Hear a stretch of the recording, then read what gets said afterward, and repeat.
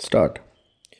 महोदय, आप जानते होंगे कि हमारे देश का या किसी भी देश का तीसरा स्तंभ धर्मनिरपेक्षता होता है।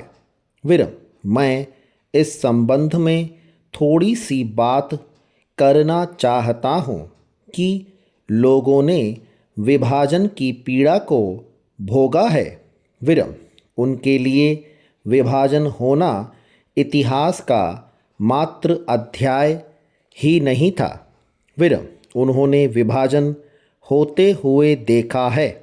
विरम, मानव इतिहास में यह सबसे बड़ा देशांतरण था। विरम, धर्म के आधार पर विभाजन कैसे हुआ था? संभवतः ऐसा कहना समसामयिक हो सकता है, लेकिन यह सत्य था और मुस्लिम लीग द्वारा चलाए गए आंदोलन ने धर्म के आधार पर विभाजन की मांग की थी। विरम, यह एक ऐतिहासिक तथ्य है कि अंततः मुस्लिम बहुल क्षेत्रों को इसमें शामिल नहीं अथवा विभाजन कर दिया जाए, परंतु इसका श्रेय संविधान निर्माताओं, स्वतंत्रता आंदोलन की संरचना और उस समय के नेताओं के चरित्र बल को जाता है कि इस सब के बावजूद वे प्रतिक्रियात्मक संविधान बनाने की इच्छा के सामने झुके नहीं और उन्हें झुकाया भी नहीं जा सकता था। विरम, दूसरी ओर वे प्रत्येक भारतीय को मैं सोचता हूँ कि हमारे लिए अब समय आ गया है कि इस धर्मनिरपेक्षता की समूची अवधारणा की पुनः व्याख्या करें।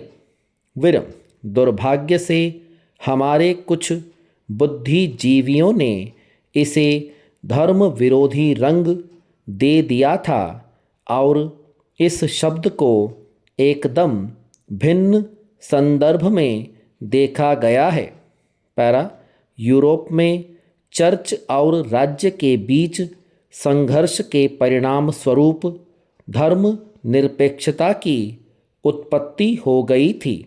विरम, जब राज्य अपनी सर्वोच्चता के अधिकार को पुनः जताना चाहता तो दूसरी तरफ पोप के प्राधिकार की निंदा करके धर्मनिरपेक्ष राज्य की स्थापना करना चाहता था।